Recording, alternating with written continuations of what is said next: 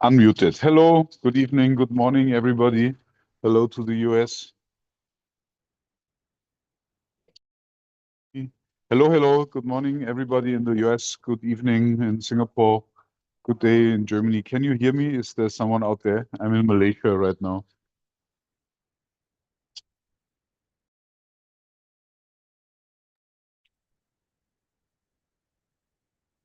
Christoph, you're here.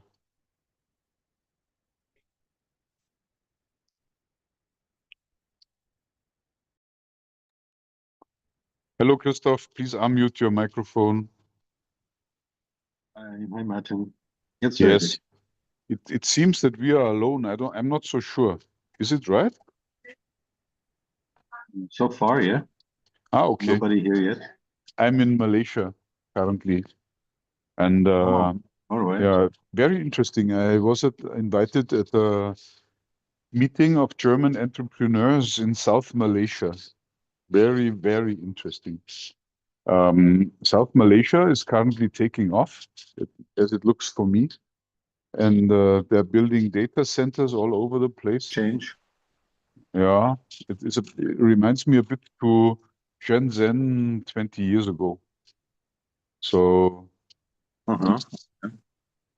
Shenzhen 20 years ago was a very small city, I would say, not even a city. And today is very different from what I knew there. And only over the past 5 years, Malaysia has changed so much. So this is really something that impresses me a lot.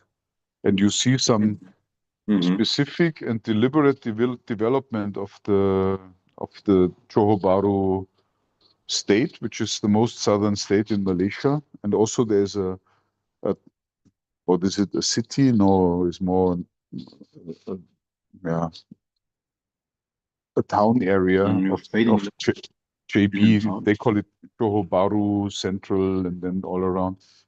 And hello, Michael. Good to hear you.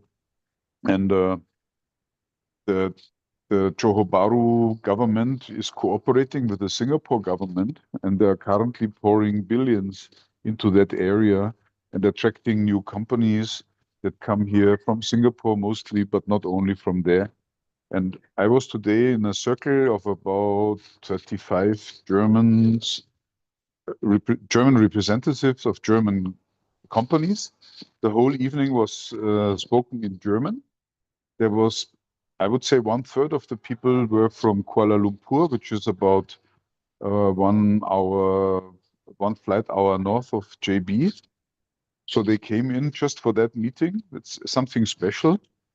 The meeting was funny in its own way, because as compared with Singapore, the people, the participants, very simple,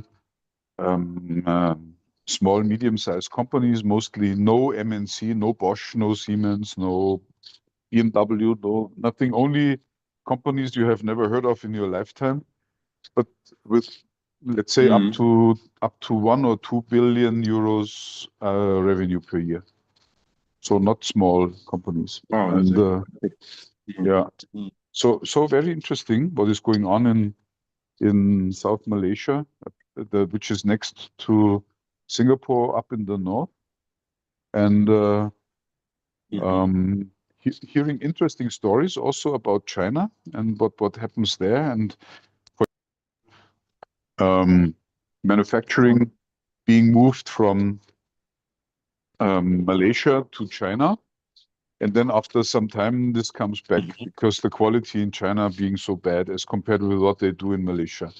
And that from the mouth of a German production engineer in Malaysia.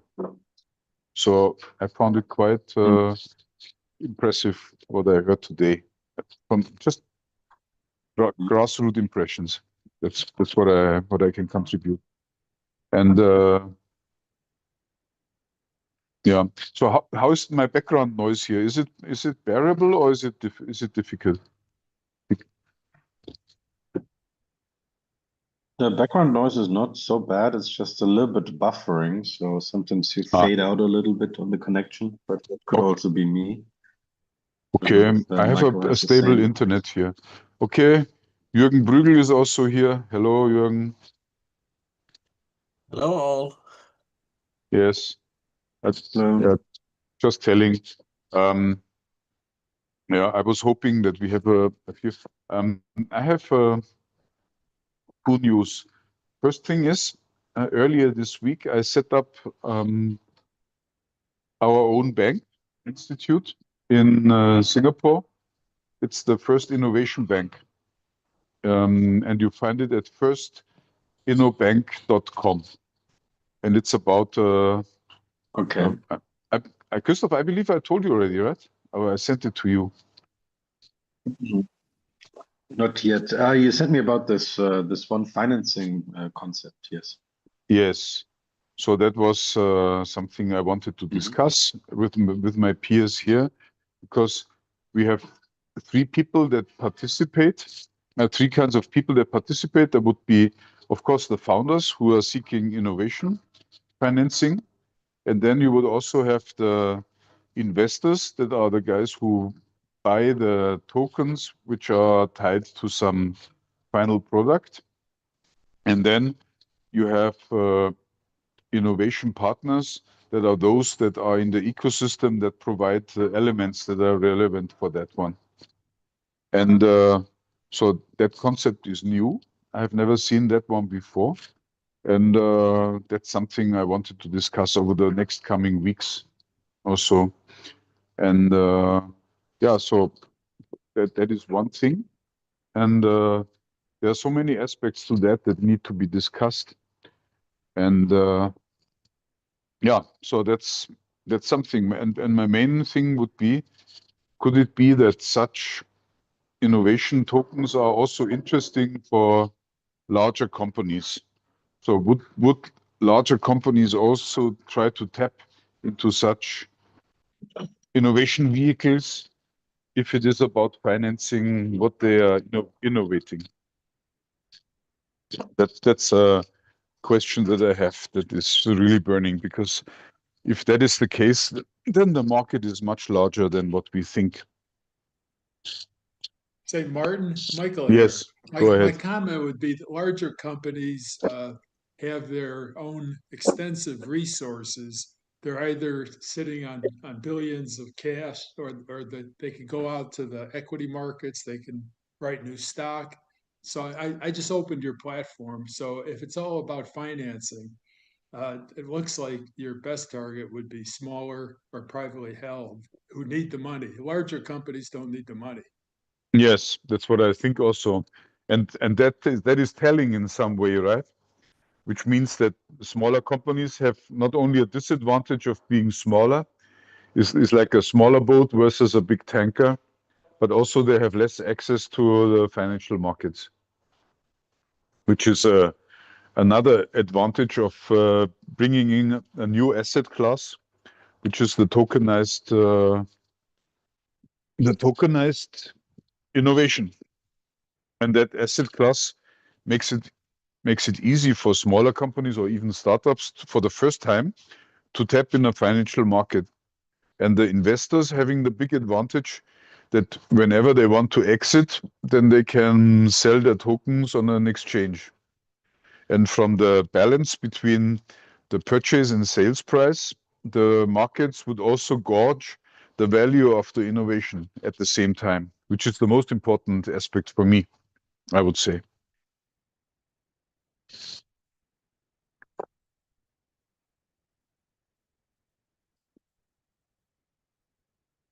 Yes or no? I don't know.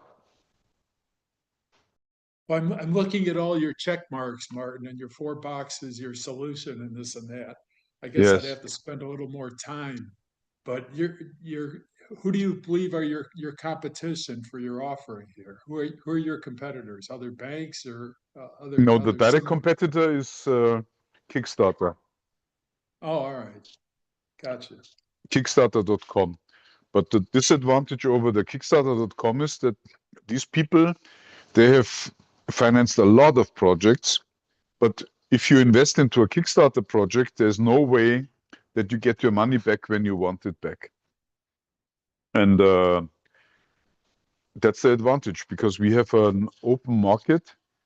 We you are always free to sell your token on that open market, and it depends very much on whether there's a buyer or not. And different from Kickstarter, you would see from that mechanism how much the market is willing to pay for your innovation. And if you have something that solves a burning problem, then there would be someone who's willing to pay for that. I give you an example.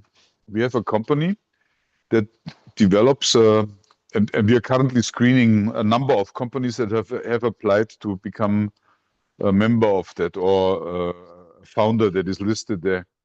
And there's a company, and they have developed a test to find out whether or not a chemotherapy would work on your specific type of tumor.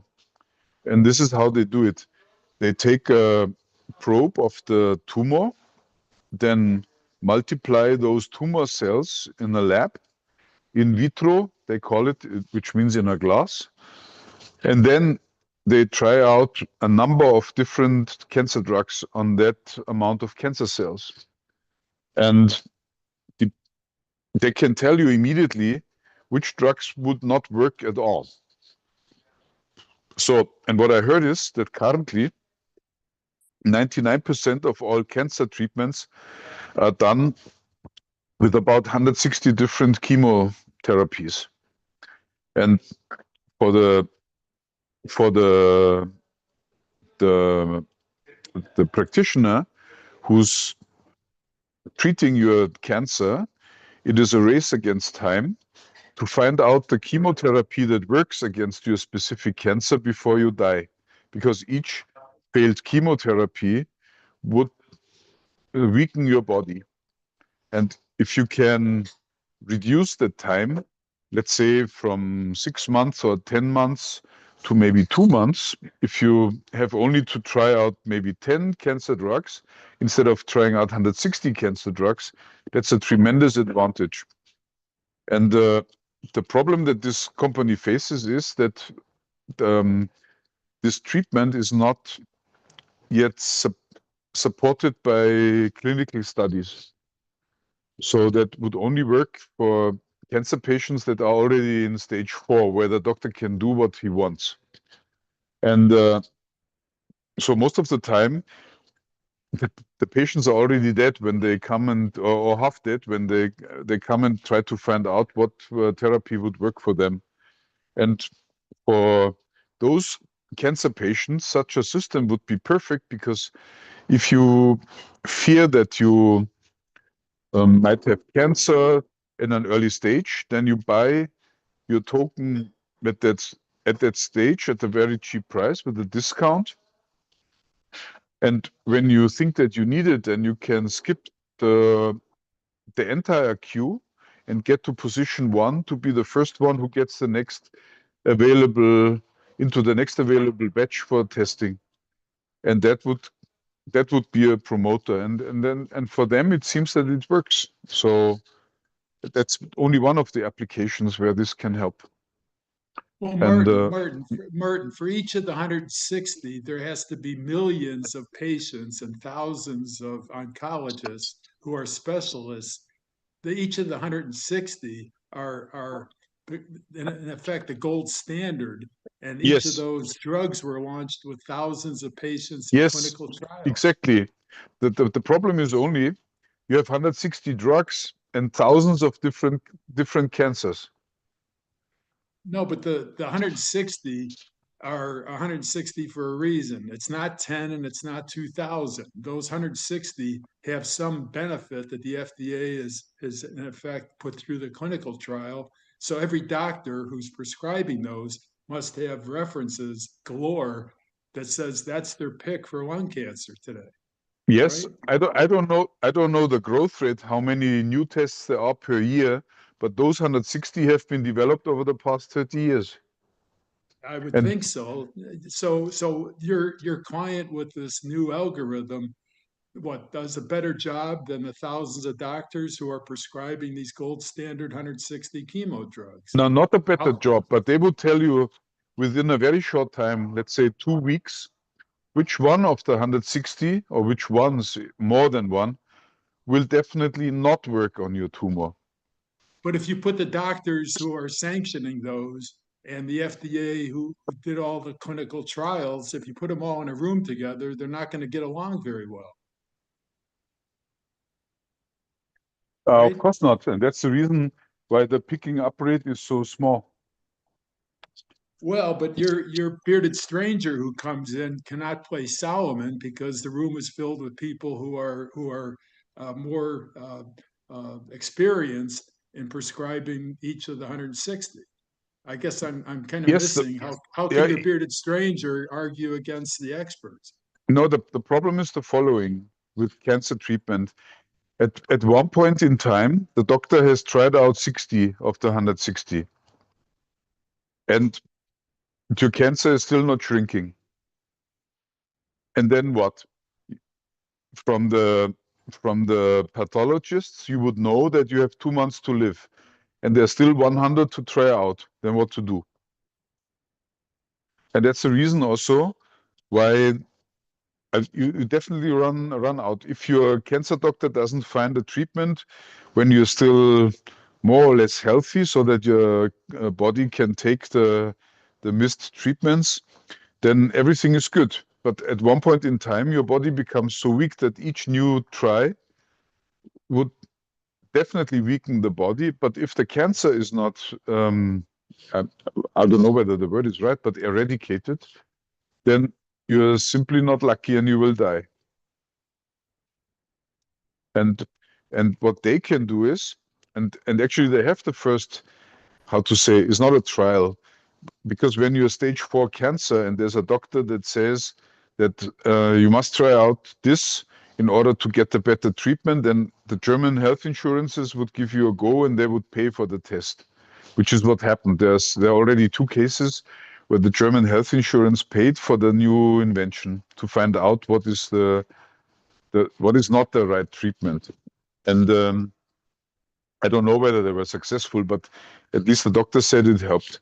And that's the problem.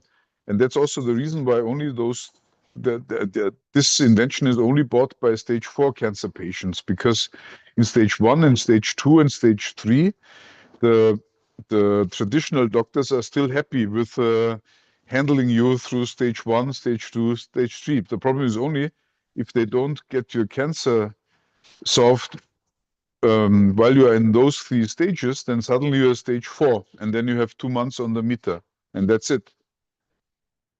That's how cancer treatment works today. It's a numbers game.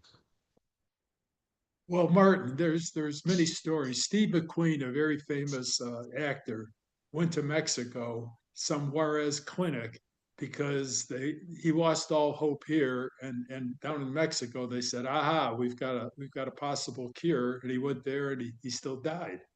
There are many cases where people are going for the last stage 4 possibility, including to go to other countries, and including holistic therapy in China. I mean, the Chinese think that if you go there and check into the hotel, they're going to give you some mixture of tea leaves that'll save your life. Okay, what's your point, Michael?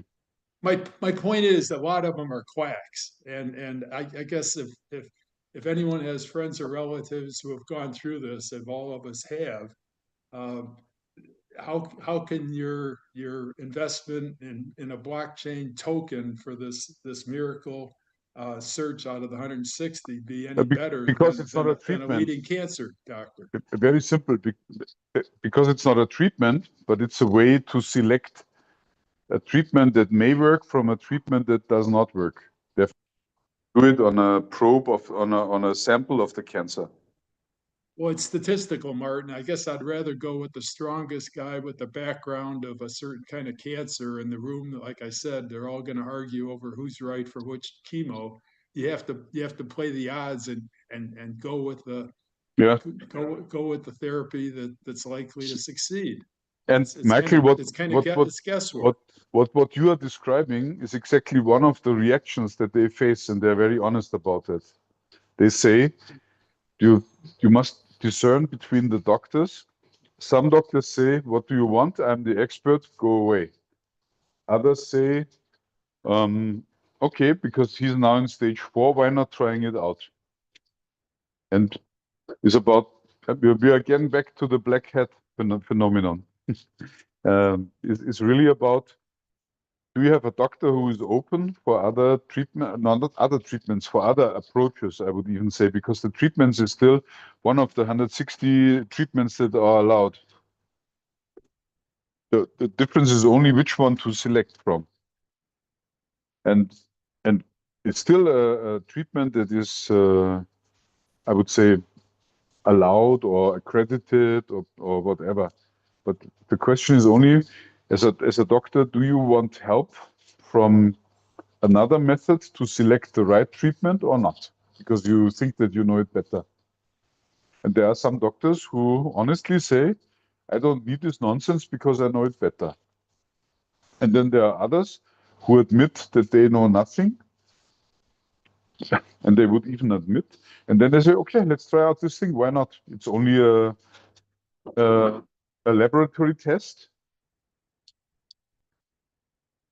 And Martin, yes. look, there are so-called doctors who tell you to eat oatmeal, eat blueberries, and eat bananas every morning, and you'll live to be 100. There's other doctors who say, don't eat blueberries, don't eat oatmeal. Okay. That's just for horses who want to get fat and don't eat bananas. Who do you believe?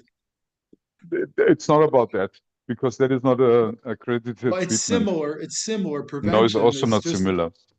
well, It's just, and that's also what makes the risk. Don't you see that? Because if you invest into innovation, there's a risk that the investment doesn't work. And the riskier the investment, the more profitable it is when it works as it was intended to work. It's the Ansoff matrix that we are navigating here. And so the question is, if you try to find an investor in such a approach, this investor must be, number one, very rich, and number two, having a very high degree of endurance, and number three, whatever, if he loses money, he doesn't care too much. But he would believe that if this works, then that would revolutionize the whole treatment of cancer. But if you now put this instead of onto one pair of shoulders, on 1 million pair of shoulders, and that by potential customers for that, and then let them decide of how much would they be willing to pay for that, is very different. Two different approaches. And maybe that's also a good example why such an approach for a high-risk investment works better if you do it with crowdfunding. I believe it's a good approach. And yes. Can you explain a little bit more the token economics behind it? So people can buy this token and they can trade it. How do you exchange it? What does the process look like?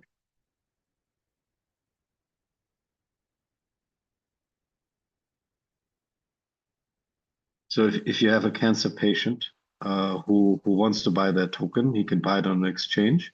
But then if he wants to redeem it, how does he redeem it? Or is the token then used up? Is it paid back? Is it destroyed? What's happening?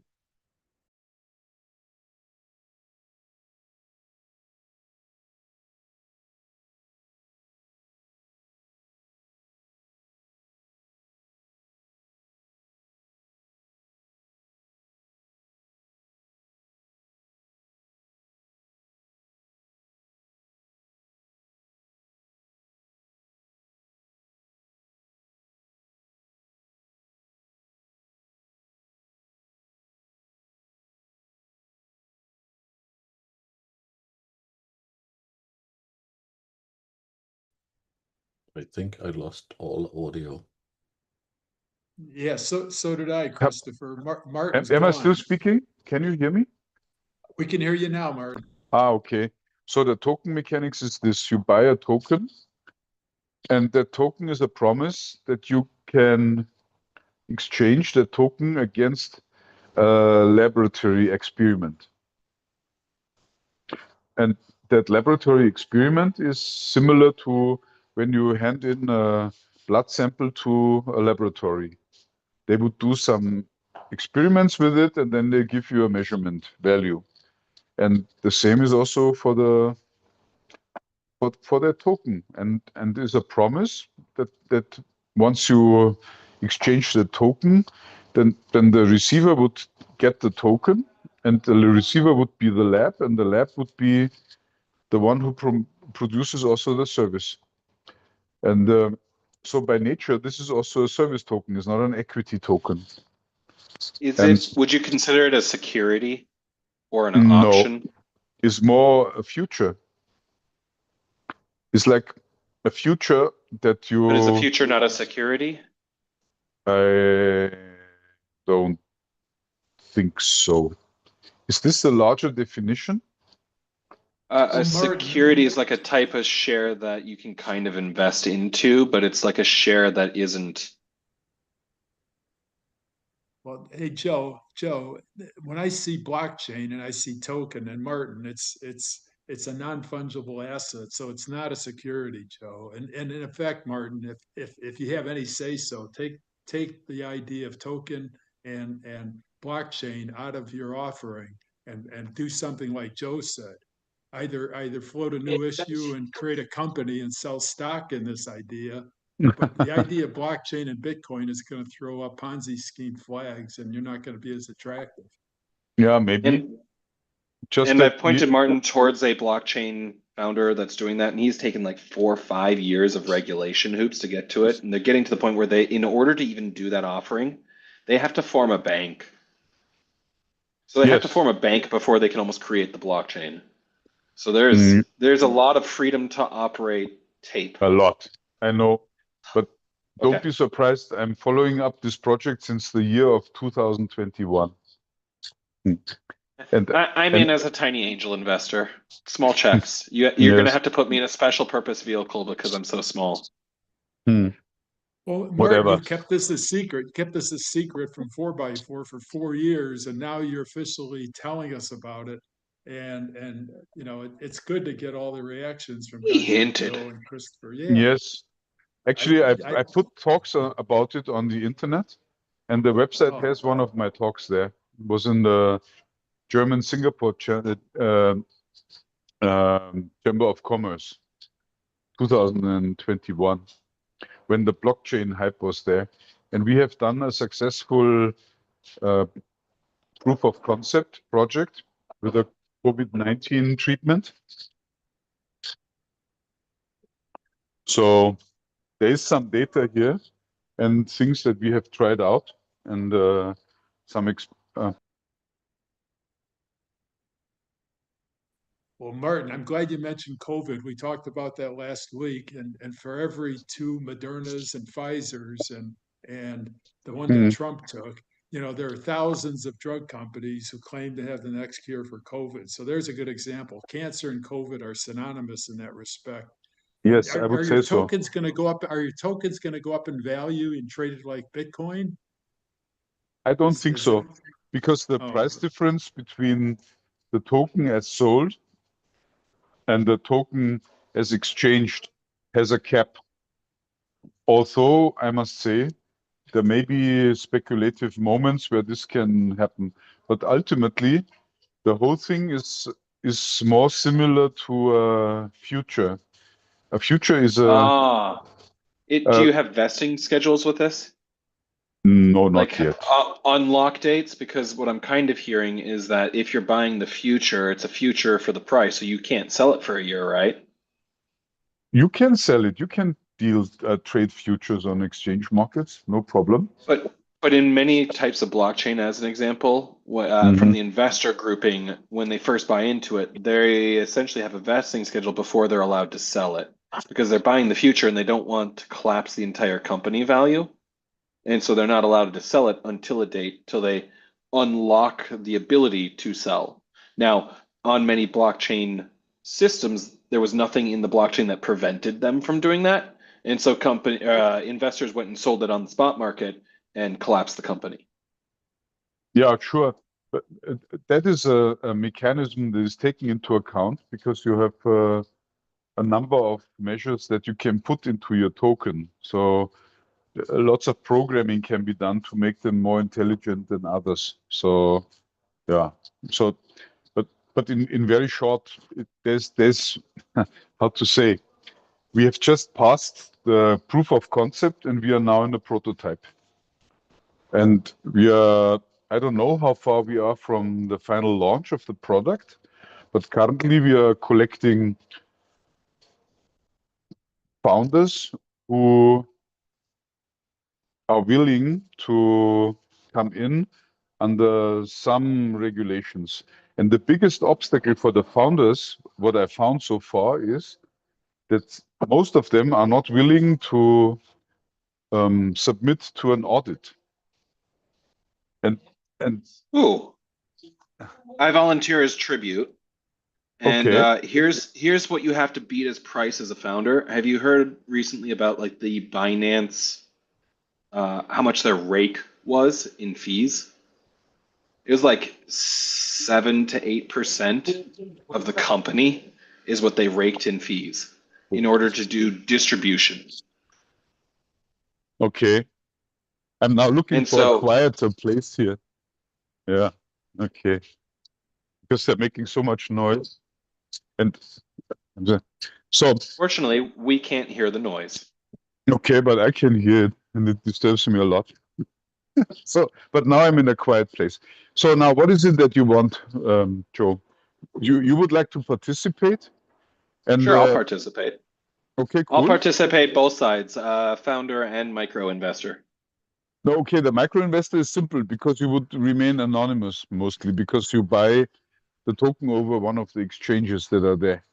But the most important thing is the founders that I've talked with so far partly even refuse to come on board. And then when I try to investigate why they refuse, they would tell me, because I don't like your audit. I said, why don't you like your audit, our audit? I said, yeah, because then you would come in and mix with our management methods. I said, no, I don't. We have just 4 gates. And for each gate, we release a new set of tokens. And because the audit shows that you have made some progress, the price of the new token would be closer to the final purchase price of your product than with the token before. And then he says, yeah, but how do you gauge whether I make progress? And I said, oh, very simple. You just show me the R&D progress, you show me your FTO progress, you show me the IP that has been filed, and then you show me the market response. And the market response is whether or not you can sell your token. And I say, yeah, but we don't want this. And then I keep asking and asking and asking, and the outcome is they don't want the progress to be measured. And why do they not want the progress to be measured is because they're waiting for they're waiting for the idiot investors who keeps the whole thing going another year or 2. Is that why I'm so willing to let you audit? Because I'm not going to pull some smoke and mirrors? Exactly. But that is the difference between an honest founder and a dishonest one. Hey, I've Martin, also come from regulated industries, though. So regulated industries, you assume are audited. Martin, a few years ago, there was a story of Silicon Valley Bank, and they didn't claim to have, people with cancer ideas, but what they claimed is they would go around and investors would be in Silicon Valley having all kinds of hardware and software and high growth. And if you were an investor, you could either put money in Silicon Valley Bank or you could buy shares, and both of them collapsed because the regulators and the audits and the investors and even the employees were asked to take half their paycheck and buy shares of the bank that they're working for, or make deposits in that bank. So it got very fuzzy, and they weren't blockchain or tokens. It was simple hard currency, and the whole thing collapsed just like Enron collapsed. But So be careful.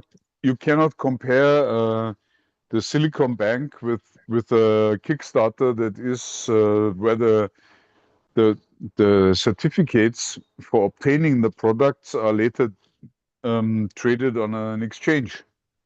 Because the one is a bank. SVP claimed to be better than Bank of California, Bank of America out there. SVP was trying to put a portfolio together of other high-tech investors in Silicon Valley, and that was their secret sauce. Yeah, but whatever. Silicon Bank was a bank that was allowed to collapse because they didn't want to rescue it, and they also, I believe, they had a problem with investing into the wrong asset class, and so I don't know how I Question for remember. clarity. Yeah, in the end, I remember that was about 4 or 5 years ago, and I looked at the thing and I said, "Well, was very weird. I wouldn't invest into such a thing."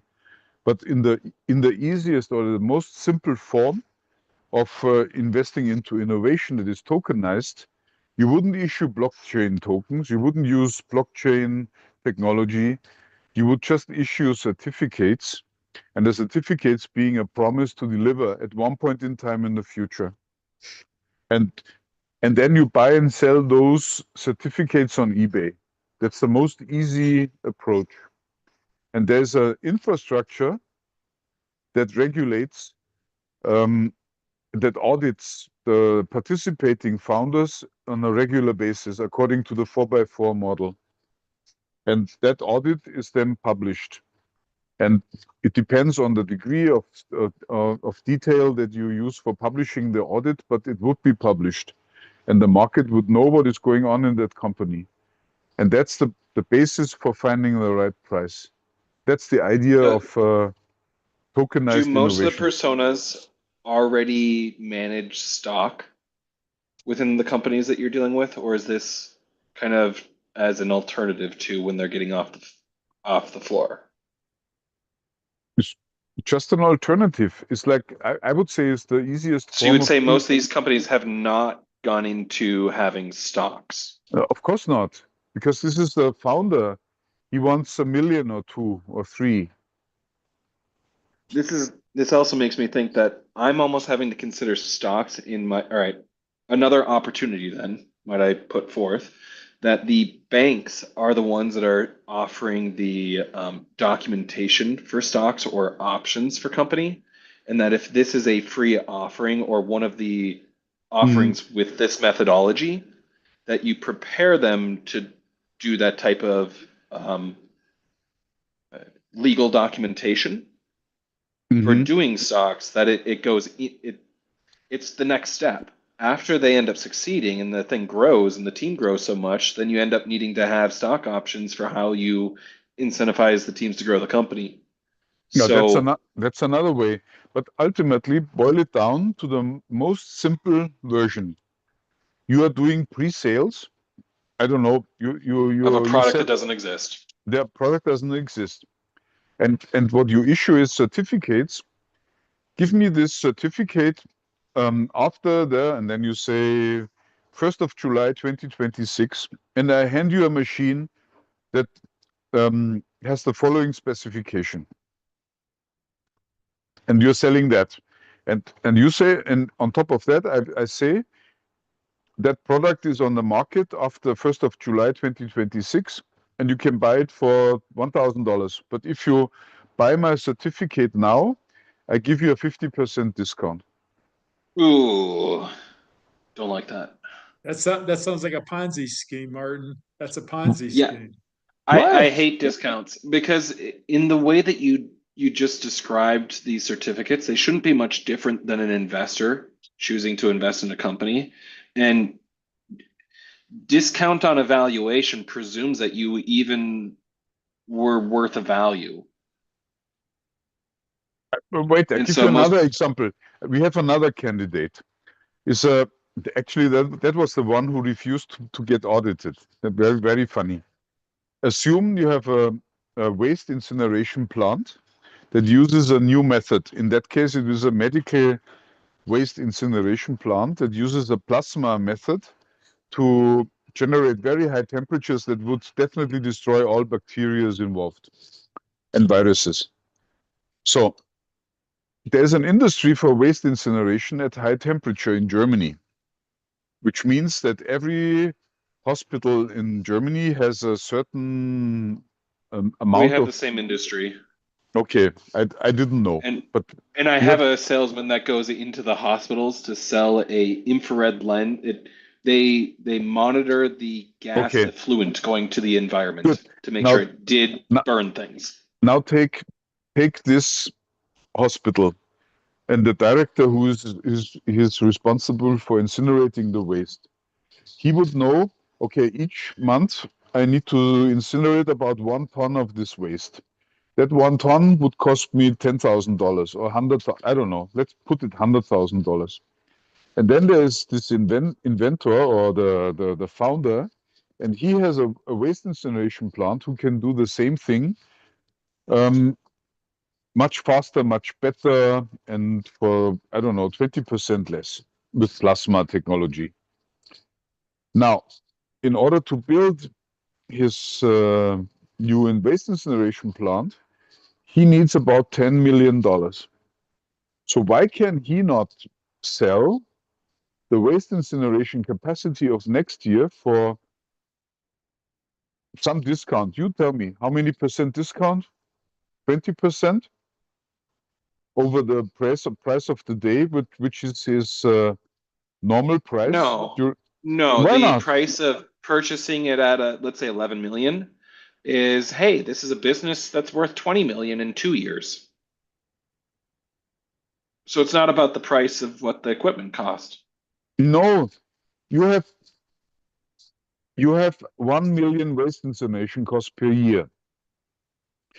And I promise you, as I incinerate 1 year down the road, the same for 20% less.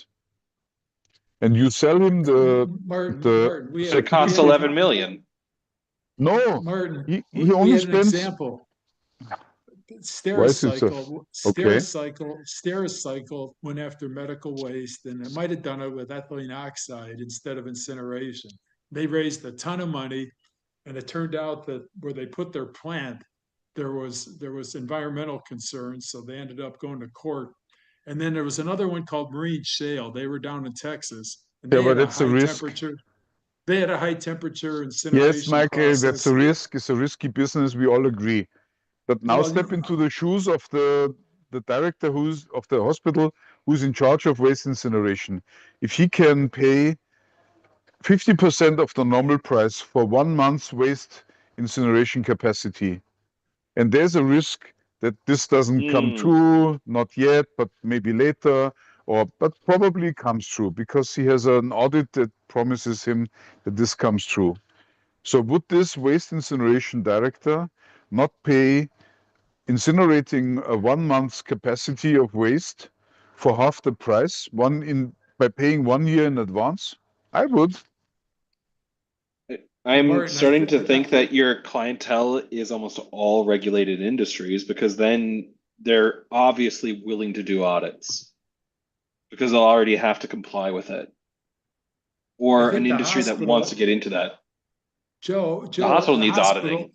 The hospital just pays someone to haul it away, and Yeah, they don't want to take Yeah, the liability of they it. don't. So Yeah, they don't get involved in the risk in the environmental. They just pay someone to take away all their Yep. hazmat, and that's Yeah. blood, Yeah, and they- that's body yep. parts, that's bones, that's everything. they don't want to do any of the documentation or the auditing for that process because that's They- not their they- business. So they they pay let chem- another business do that auditing and documentation to comply. Chemical waste management, which is a division of waste management who does garbage collection, Martin. So chemical waste management does that for any nasty disposal problem. And they either put it in a landfill or they burn it or they drop it in the ocean off of New York. Who knows what they do with it, but they relieve the hospital of any risk, like Joe said. All what I want to say is the following. If you sell a product of which you know already that you will need it 1 year down the road, and you sell it for half the price, and it's only a promise, I believe if you can sell it for half the price, it shows that your product is in demand. And there's also a certain price for which it is bought by the market, even if it's only available 1 year later down the road. And Now there's an asset class for that. Okay, so it is buying futures of like, in this case, the hospital could buy into the certificate of 50% because they're going to cash that certificate out for their waste management cost. Maybe this is one way of Like that's using their, it. you both receive a certificate and then you have to use it up or something. So it depends on how it's Yes. used and why it was used and how it's, because the business model is that they can take the waste and make twice as much. And so But the with hospital is then some risk. pre-purchasing into the certificate to say, oh yeah, we believe that you will be able to make money off of us and still save us money. So we're going to Yes. buy certificates in you because we know we're going to save money, even though you're going to make money off of us. And that's the thinking of the founder when he puts his certificates there, because the First InnoBank is nothing as an exchange or actually an auditing mechanism, if you want. So it's not a So bank for I was money, told but a bank for innovation. alternatively to this kind of how you're writing certificates, there is a opportunity for it's kind of like interest arbitrage. So before the founder ever chooses to give up equity and may choose to do loans. And so it's securities packaging so other people can essentially buy their certificate of the loan at a rate. I believe you're a bit too complicated. In our case, I always boil it down to the simple mechanism of pre-sales. And what you do with your prepaid product, your prepaid right to obtain a product is on a different thing than, I mean, then all those guys who play with financial instruments will come in and you would be surprised what they do. I believe, I mean, I'm a simple patent attorney. I have even no idea what can be done because there's so many options to deal with such a problem that, yeah, this goes far beyond. But what I know is if you can pre-sell a product, then this is definitely a sign of success for the product. And this is where I'm coming from. And for example, so if someone is not allowing to be listed because they don't want the audit, they apply, can we come on your thing and say, yeah, we all like this, but we don't like your audits? Then this is a clear sign that this startup is not worth the money to be invested, right? And that's how it should be. Martin, Yes. another thing to think about. Yes. Amazon, when Amazon first got started, they would bill your credit card when you place the order. And the regulatory environment, and it's probably true worldwide. Now they're Okay. not allowed to pre-sell you something with a delivery, let's say, of a week at your doorstep. They have to wait until it ships, and they have to prove that the product that you bought on Amazon is shipped before they can touch your credit card. Yes. So I think the securities market is very similar. You have to jump through hoops. You have to make sure you're selling something of value before you take someone's money. Before you touch someone's money, you have to show more than a pre-sale. Yes. A pre-sale is a scam. Okay. And now I have an insight from you, from a founder also, where when I talked about the idea of this First InnoBank, I talked with an advisor to Jamal Yunus. He's the founder of the microloans banking industry in Bangladesh. I mean, we are in Southeast Asia. So he invented microloans, which is a loan of $5 to an individual to buy a sewing machine, mostly women that are the customers. And he changed the entire life of a working class in Bangladesh. And he told me that when they started the project in the 80s also, yeah, they were surprised that it was not easy to bring that idea on the market. And then I said, Martin, we have payday loans here that are scams that are, people pay 22% interest for a payday loan to borrow the money for 2 weeks till they get their paycheck. There's yes, something else. There's a thing now in the last year called pay later. You can go into a retail store and you yes, can buy a Michael, fur coat and you'll get and 0% for 6 months, but after that yes, you're going to pay 30% interest. yes, It's yes, called pay yes, later. yes, yes, Some yes. people are doing that. Payday loans have Yes, been around for yes, 10 yes, years. yes, and you're all right. So, but what puzzled me most was he got the most resistance not from the investors, but the most resistance came from the founders.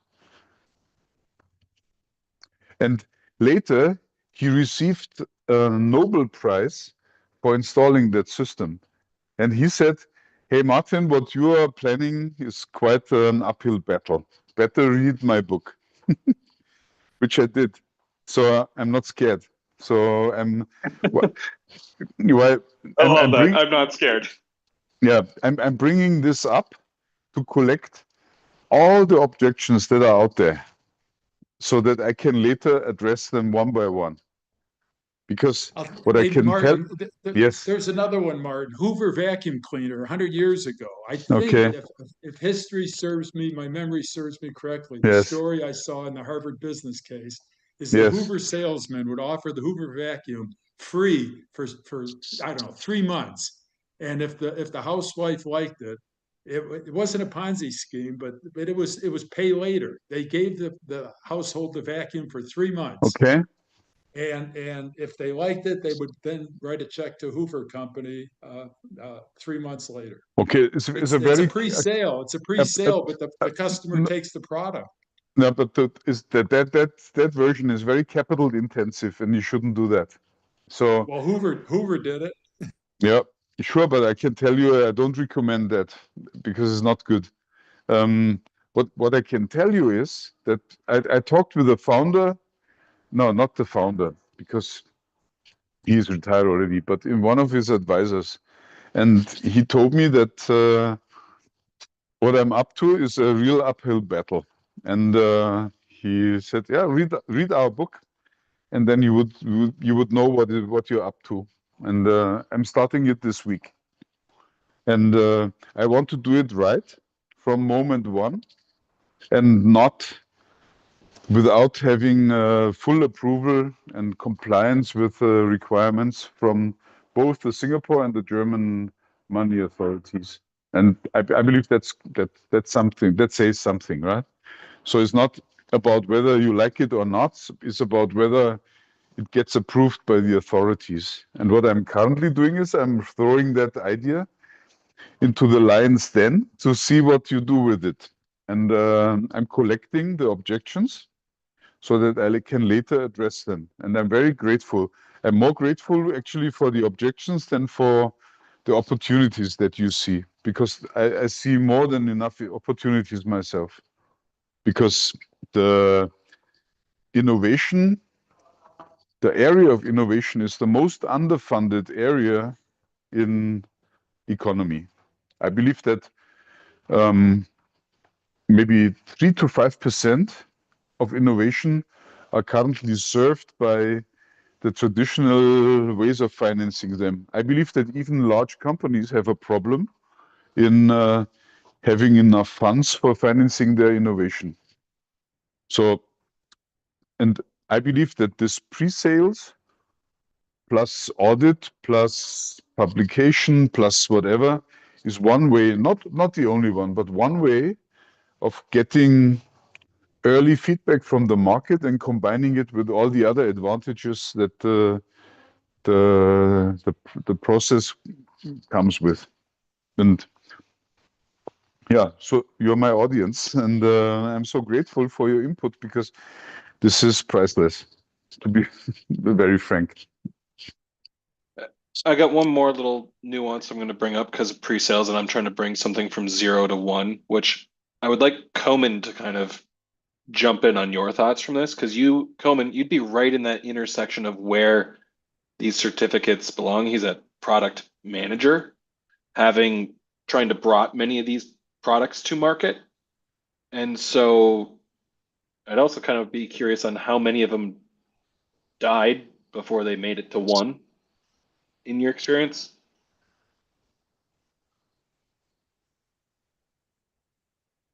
You might be in the background listening to us. Yeah, Komen, are you here? If you are, then please unmute your microphone. And if not, then also not In necessary. short, I'm right Yeah, at the point where I have value as a founder seeking beta testers Okay. to validate. So I'm also at the point, well, if someone else is at the point where like, hey, I'm willing to be a beta tester because I want to test products, and I'm kind of at this intersection of I should have really asked for a certificate of a pre-sale and kind of given them freebies until I meet their requirements. Mm-hmm. And at that point, we kind of have an agreement at minimum. Let's talk about a letter of intent. Sure. I mean, it's all built on trust. What I can tell you is what we found out in the proof of concept, that you cannot tie the certificate to a contract of delivery, because that is considered to be an equity token. Whether you do it on a piece of paper or on a blockchain token, doesn't matter. Once you tie the delivery to an exchange traded piece of paper that guarantees you a right to delivery, then you're in an equity token mode. I put token in quotation marks. Once you tie the token to a promise that you've, to your best knowledge and power, try to facilitate delivery, then you are in a service token. And that is an I important... like this. It's a letter of intent token. It's a safe. It's non-binding. Yes. And that puts in the risk. And that makes all the difference between success and not, because if you run a company that has 90% success in delivery of such promises, I don't call it token anymore, but promise, and others have only 30%, then there must be a difference in the way how they handle the audit. Or I don't know how they select the founders that are taken up, and then there are other factors. So the risk comes from the non-binding. We have 3 minutes. They're doing this to me. So the risk comes from the non-binding agreement to delivery as a service, a promise to facilitate. Say, Martin, Yes. here. Yeah, there's something in the world of finance. It's called negative or positive cash flow. So if you go into a restaurant, you're basically going to eat the goods and services, and if you're happy, Yes. you'll pay your bill. You put a roof on your house, and you pay the contractor maybe a deposit, but you pay it when the roof is done. Now, when you buy a car, okay, if you're placing an order for a pre-sale on the latest Tesla or whatever, and delivery is not going to be for a year, it's very positive cash flow for Tesla, because they're giving you I'm sorry, you're giving them your money, and the pre-sale could end up in a late delivery, and you finally get your Tesla in 18 months. Companies are getting very, very sharp on positive cash flow. The gift card industry is a classic. You buy a gift card, it doesn't turn into goods and services perhaps for a year. You give it to a relative, you pay that money, that person gets 96 cents on a dollar, and it's a year later.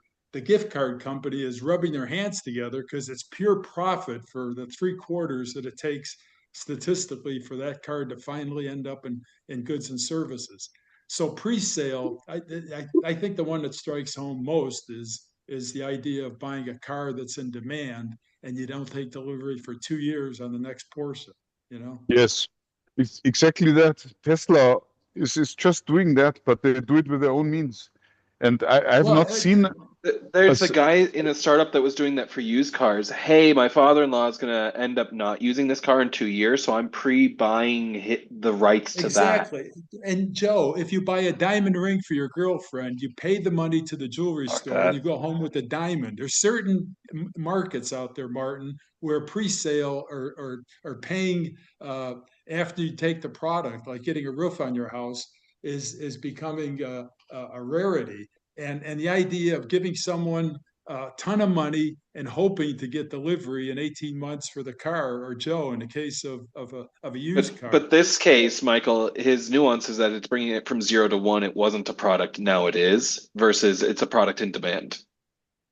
Well, you're right. The risk is going to go away if you know that the product has a VIN number and it's going to come available when this old guy dies and leaves the valuable car to you. But that's something to think about, Martin. So the idea of a pre-sale is nothing new. It's the idea of when you order something, when do you contribute to the cash flow of the guy who's selling it to you? And if you have to wait for the goods and services, it would be like spending $1,000 for a roof on your house, and the contractor says, "Well, I'm booked up for 18 months, so give me the 1,000, and I'll put you in line, and you'll get your roof in 18 months." Who'd want to do that to put a roof on their house? You know? No, that's a good question, but I can tell you that brings forward the problem of selling the product that is not yet ready to a time before the product is ready. And most people that I know, and most companies that I know, they never go into that exercise. They try all sorts of things just in order to prevent being in such a situation. I have to give you a new one now before we end. They could be accused of being a Ponzi scheme. Alternatively, let's say that it's just selling businesses from one to another. Let's move 1 to 1, and the assets in it need to have a vessel to hand off. And so it's still a good time to redo documentation and go through auditing of that. Anyway. And so yeah, I volunteer as tribute. I'll reach out to you in the back. Okay, cool. Let's do that. Thanks again. See you next week. And thank you so much for all your valuable feedback. It was really helpful. I'm grateful. See you next time. Thanks, Thank Martin. you for all your feedback. Sorry, I believe I was Martin. muted again. Goodbye. Bye-bye. Bye.